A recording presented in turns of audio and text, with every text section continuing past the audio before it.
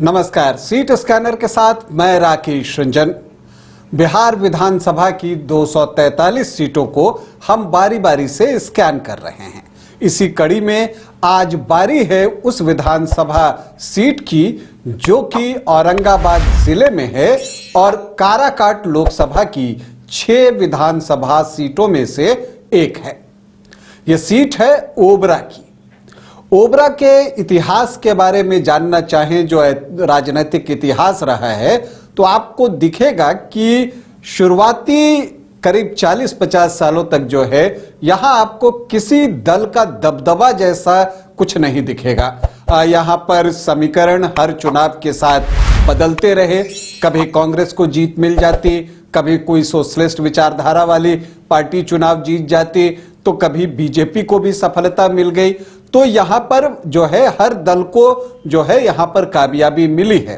हालांकि जो 90 का दशक था उस समय लेफ्ट का प्रभाव यहां जो है वो मजबूती के साथ दिखा और लेफ्ट का प्रभाव ऐसे भी इस विधानसभा क्षेत्र में दिखा है। लेकिन जब आप 21वीं सदी की बात करेंगे, 2000 से जब आप देखते हैं, तो जो ओबरा विधानसभा क्षेत्र पहले किसी को बिल्कुल सपोर्ट करता नहीं दिखता था या किसी दल का यहां दबदबा नहीं होता था, लेकिन 2000 के बाद यहां आरजेडी का दबदबा दिखा है। और इसके पीछे वजह जो है वो बड़ी वजह यह है कि यहां का जातीय समीकरण उस तरह का है। देखिए, ओबरा विधानसभा में जो पहला चुनाव हुआ था 1952 में हुआ था। पदारथ सिंह सोशलिस्ट पार्टी के उम्मीदवार के तौर पर यहां चुनाव जीते थे। उसके बाद कांग्रेस को सफलता मिली थी 1962 में, फिर 67 में। तो इसी तरह से सिलसिला आगे बढ़ता रहा। अलग अलग पार्टियां यहां चुनाव जीतते रहीं। 1980 में यहां से बीजेपी को भी कामयाबी मिली। तो 95 और 2000 में भाकपा माले ने यहां पर सफलता हासिल की। कुल 16 चुनाव ओबरा में हुए हैं, जिसमें कांग्रेस को 3 बार सफलता मिली है। सर्वाधिक 4 बार इस सीट को जीतने में आरजेडी कामयाब रहा है। भाकपा माले 2 अवसरों पर इस सीट को जीतने में सफल रहा है। तो लोक दल, जनता दल, बीजेपी, जनता पार्टी, पीएसपी, सोशलिस्ट पार्टी और निर्दलीय एक बार यहां चुनाव जीतने में सफल रहे हैं। रामविलास सिंह ने सर्वाधिक 3 बार जो है यह विधानसभा की सीट जीती है। अगर आप आखिरी 3 चुनाव की बात करें तो आपको क्या कुछ दिखता है? यहां दिखता है कि 2010 से जो 3 चुनाव यहां पर हुए हैं, यहां आपको ट्रायंगुलर या मल्टी कॉर्नर फाइट देखने को मिलती है। और इस वजह से जो यहां जातीय समीकरण है वो आरजेडी के मुफीद हो जाता है। हालांकि 2010 में ऐसा कुछ नहीं हुआ। सोम प्रकाश सिंह निर्दलीय उम्मीदवार थे। उन्होंने जो है जीत हासिल की सिर्फ 802 वोटों से। निर्दलीय प्रत्याशी के रूप में प्रमोद सिंह चंद्रवंशी जेडीयू के कैंडिडेट थे, जो कि दूसरे स्थान पर रहे थे। भाकपा माले ने भी तब लगभग 14.25% के आसपास वोट लाए थे। तो आरजेडी और कांग्रेस जो है वो थोड़े पीछे छूट गए थे। 2015 में जब महागठबंधन बना तो जेडीयू, आरजेडी, कांग्रेस साथ में थी, तो ये सीट लड़ने के लिए आरजेडी को दी गई और वीरेंद्र कुमार सिन्हा जो हैं वो यहां पर चुनावी मैदान में उतरे और उन्होंने 11,396 वोटों की जीत हासिल की। और उन्होंने जो है यहां पर अगर आप देखें तो चंद्रभूषण वर्मा को जो है वो पराजित यहां पर किया था। वो आरएलएसपी के प्रत्याशी थे, क्योंकि उस वक्त एनडीए में बीजेपी, आरएलएसपी, एलजेपीआर, हम सेकुलर जैसी पार्टियां थी। तो इस सीट पर आरएलएसपी चुनाव लड़ रहा था। फिर 2020 का वक्त आता है, परिस्थितियां बदल चुकी थी। जेडीयू वापस से एनडीए फोल्डर में था और आरजेडी ने लेफ्ट और कांग्रेस के साथ एक गठबंधन बना लिया था। देखिए, इस विधानसभा क्षेत्र में आरजेडी और भाकपा माले का गठबंधन जब होता है तो वो एक बड़ा डेडली कॉम्बिनेशन होता है और वो आपको परिणाम में भी दिखेगा। जहां 2015 में आरजेडी जेडीयू कांग्रेस साथ में थी तो जीत 11,396 वोटों की हुई थी आरजेडी की, वही जीत 2020 में 22,668 वोटों की हो गई।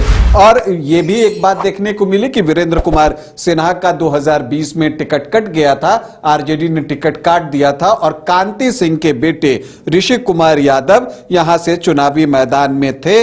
और खास बात एक और थी कि यहां दूसरी पोजीशन पर जेडीयू के प्रत्याशी न होकर एलजेपी के प्रत्याशी थे, चिराग पासवान की पार्टी के प्रकाश चंद्रा, और जेडीयू जो है वो तीसरे स्थान पर खिसक गया था और आरएलएसपी ने भी बेहतर प्रदर्शन किया था। तो जो वोटों का बंटवारा होता है उसका लाभ आरजेडी को ओबरा में मिलता है।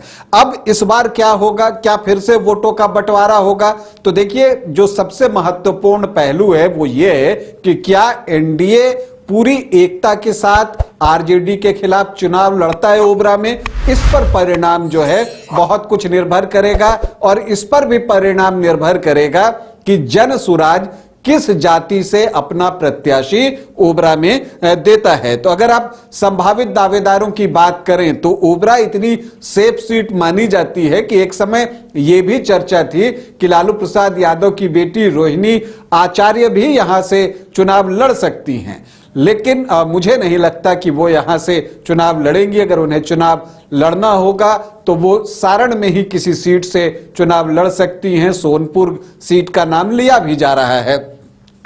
अगर तो दावेदारों की बात करें तो फिर आरजेडी से ऋषि कुमार यादव का ही दावा मजबूत दिखता है, क्योंकि पूर्व मंत्री कांति सिंह के बेटे हैं, लालू यादव के परिवार से इस परिवार की एक करीबी भी रही है, तो इसलिए यह टिकट दिखता यही है कि ऋषि कुमार यादव को ही मिलेगा। देखिए, अब एनडीए से कौन, ये एक बड़ा सवाल है, क्योंकि पिछली बार जेडीयू से सुनील कुमार जो थे वो प्रत्याशी थे और एलजेपी के प्रकाश चंद्रा दूसरे नंबर पर थे। तो एलजेपी तो इस सीट पर दावा करेगा और पुरजोर दावा करेगा।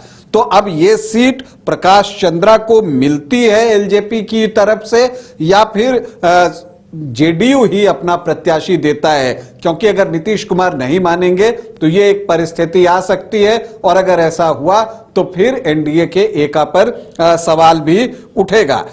इसके अलावा आप देखिए तो प्रमोद सिंह चंद्रवंशी का भी नाम आता है कि वो भी एनडीए की तरफ से दावेदार हो सकते हैं।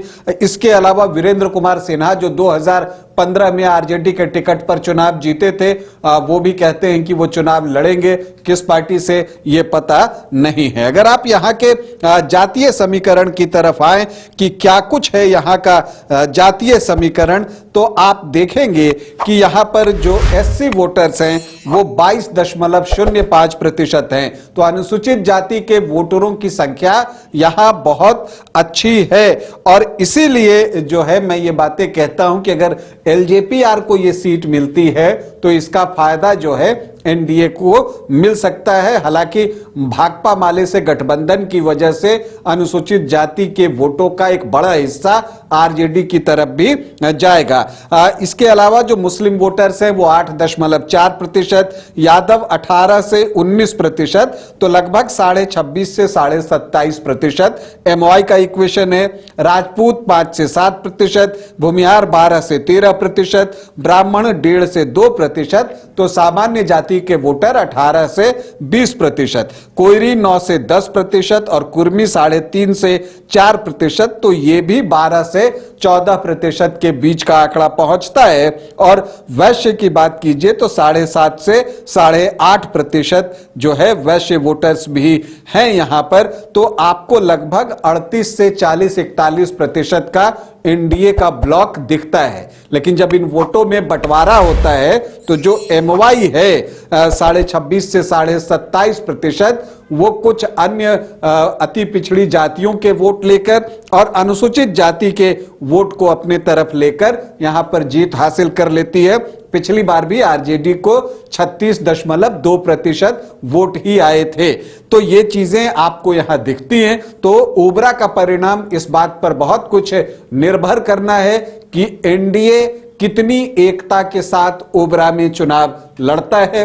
अगर एनडीए की तरफ से एक ही कैंडिडेट हुआ और सारे दल ने उसे सपोर्ट किया तो ऐसी परिस्थिति में यहां कांटे का मुकाबला होगा। लेकिन यहां पर प्रशांत किशोर फैक्टर को भी आप नजरअंदाज नहीं कर सकते। तो कुल मिलाकर एक रोचक और रोमांचक मुकाबला ओबरा में हम सब का इंतजार कर रहा है। अभी के लिए इतना ही, इजाजत दें, नमस्कार।